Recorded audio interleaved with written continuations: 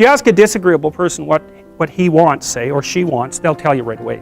They know. It's like, this is what I want and this is how I'm going to get it. But agreeable people, especially if they're really agreeable, are so agreeable that they often don't even know what they want, because they're so accustomed to living for other people and to finding out what other people want and to trying to make them comfortable and so forth, that it's harder for them to find a sense of their own desires as they move through life. And that's not, look, there's situations where that's advantageous, but it's certainly not advantageous if you're going to try to forge yourself a career. That just doesn't work at all. And so even though on average men and women aren't that much different in terms of their levels of agreeableness by the group, if you go out and you look at the extremes, they're very different. So all of the most agreeable people are women, and all of the most disagreeable people are men. And the thing is, the extremes are often what matter rather than what's in the middle. And so one of the ways that's reflected in society, by the way, is there's way more men in prison. And the best personality predictor of being imprisoned is to be low in agreeableness. It makes you callous. Now you might think, well, what's the opposite of compassion and politeness? And the answer to that is, I think it's best sort of conceptualized as a trading game. So let's say that we're going to play repeated trading games. And if you're very agreeable, then you're going to bargain harder on my behalf than you're going to bargain on your own behalf. Whereas if you're very disagreeable, you're going to do the reverse. You're going to think, I'm in this trading game for me, and you're going to take care of your own interests. Where an agreeable person is going to say, no, at best this is, at worst this has to be 50-50, but I'd like to help you every way I can. One of the things you have to be careful of if you're agreeable is not to be exploited, because you'll line up to be exploited. And I think the reason for that is because you're wired to be exploited by infants. And so that just doesn't work so well in that actual world. And one of the things that happens very often in psychotherapy, people come to psychotherapy for multiple reasons, but one of them is they often come because they're too agreeable. And so what they get is so-called assertiveness training, although it's not exactly assertiveness that's being trained. What it is the ability to learn how to negotiate on your own behalf. And one of the things I tell agreeable people, especially if they're conscientious, is say what you think. Tell the truth about what you think. There's going to be things you think that you think are nasty and harsh. And they probably are nasty and harsh, but they're also probably true. And you need to bring those up to the forefront and deliver the message. And it's not straightforward at all, because agreeable people do not like conflict. Not at all. They smooth the water. And you can see why that is in accordance with the hypothesis that I've been putting forward. You don't want conflict around infants. It's too damn dangerous. You don't want fights to break out. You don't want anything to disturb the relative peace. And if you're also more prone to being hurt physically and perhaps emotionally, you also may be loath to engage in the kind of high intensity conflict that will solve problems in the short term, because it takes a lot of conflict to solve problems in the short term. And if that can spiral up to where it's dangerous, which it can if it gets uncontrolled, it might be safer in the short term to keep the waters smooth and to not delve into those situations where conflict emerges. The problem with that is it's not a very good medium to long-term strategy, right? Because lots of times there are things you have to talk about because they're not going to go away. And the advantage to having a well-socialized disagreeable person is that they really don't let much get in their way. So if you can get a kid who's disagreeable socialized, that person can be quite the creature, because they're very forward-moving in their nature and very difficult to stop. But if you don't get them successfully domesticated, tamed, roughly speaking, by the time they're 4, their peers reject them. And that's a big problem, because your job as a parent is to make your child socially desirable by the age of 4. Like you want to burn that into your brain, because people don't know that. That's your job. And here's why. It's easy if you think about it carefully. So you imagine you've got a 3-year-old child, so sort of halfway through that initial period of socialization, and you take that child out in public. Okay, what do you want for the child? Who cares about you? What do you want for the child? You want the child to be able to interact with other children and adults so that the children are welcoming and smile and want to play with him or her, and so the adults are happy to see the child and treat him or her properly.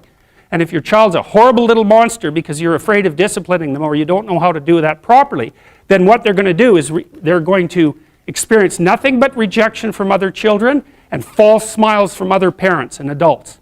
And so then you're throwing the child out there into a world where every single face that they see is either hostile or lying. And that's not something that's going to be particularly conducive to the mental health or the well-being of your child. If your child can learn a couple simple rules of behavior, like don't interrupt adults when they're talking too much and pay attention and try not to hit the other kids over the head with the truck any more than is absolutely necessary, then, and share and play properly, then when they meet other kids, the kids are going to try out a few little play routines on them, and that's going to go well, and then they're going to go off and socialize each other for the rest of their lives. Because that's what happens, is that from 4 years old onwards, the primary socialization with children takes place among other children. And so if the kids don't get in on that early, they don't move into that developmental spiral upwards and they're left behind. And you can imagine how terrible that is, because a 4-year-old will not play with another 4-year-old who's 2. But a 5-year-old certainly will not play with a 5-year-old who's 2, right? Because the gap is just starting to get unbelievably large. And so the kids start out behind, and then the peers leave them behind, and then those kids are alienated and outside the peer group for the rest of their life. Well, those are the ones that grow up to be long-term antisocial, right? They're already aggressive. It doesn't dip down. Now, what happens to normal boys, roughly speaking? Imagine the aggressive 2-year-old types. They get socialized, so their level of aggression goes down, and then they hit puberty and testosterone kicks in, and bang, levels of aggression go back up. And so that's why males are criminals between the ages roughly of 16 and about 25. So, and it matches the creativity curve, by the way. It's so cool. If you look at the spike of creativity among men, 16 to 25, and it starts to go down, criminality matches that absolutely perfectly. So that's quite cool. So, and so the testosterone levels raise the average level of aggression among men. It's more dominance than aggression, actually, and testosterone is by no means all bad. And then it starts to decrease at about age 25 or 26, which is usually when men stop staying up late at night, stop drinking as much, develop a full-time career, and take on the burdens and responsibilities and opportunities that are associated with a long-term partner and family. And so, well, so that's the development of what I would call predatory aggression, because I also think that the agreeableness distribution is probably something like predatory aggression versus maternal sympathy. It's something like that. So if you look at other mammals that are predators, because we're predators as well as prey animals, if you look at other animals like bears, the male bear has absolutely nothing to do with the raising of the infants. In fact, the female bears will keep the male the hell away because he's likely to kill the infants and maybe even to eat them. So there's no maternality at all in solitary male mammalian predators. It's really useful to investigate the viewpoints of people who have opposing views to yours, because they'll tell you things. Not only will they tell you things you don't know, they'll also tell you how to see the world in ways that you don't see it. And they'll also have skills that you don't have, that you could develop. So for example, if you're an introverted person, it's very useful to watch an extroverted person, because the extroverted person has ways of being in the social world that aren't natural to you, that you can use to improve your toolkit. And if you're disagreeable, one of the best things to do with disagreeable people, especially if that's alienating them from other people, for example, because it can, people treat you like you're a selfish, arrogant son of a, maybe that's because you are. It's like, okay, so what do you do about that? One of the most promising treatments, let's say, for that is get the person to do something for someone else once a day, just as a practice, and learn how to do it. Maybe you can wake the circuit up, if you think that it's lying dormant in you, which is probably right.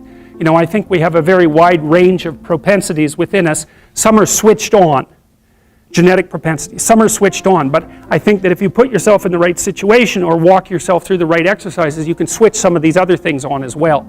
But it takes work and dedication and discipline. I would say, generally speaking, if you want to adapt yourself properly to life, you should find a niche in the environment that corresponds with your temperament.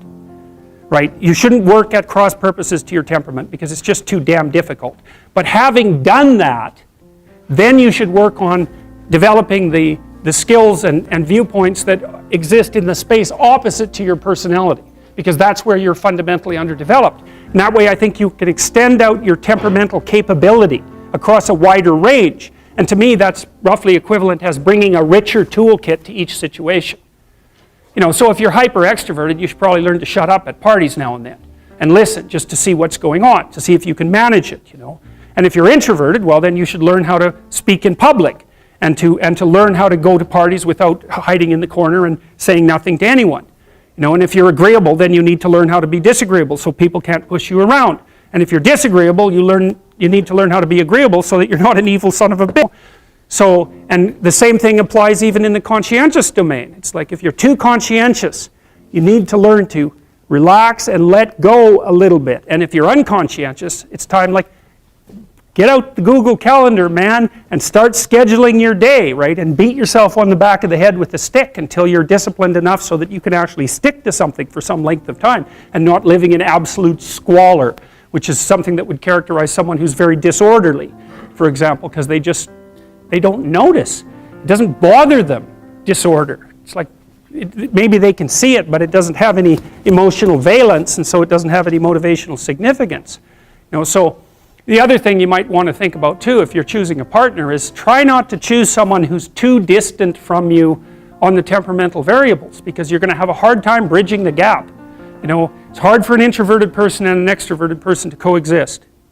And it's really hard for an orderly person and a disorderly person to coexist, because they will drive each other nuts.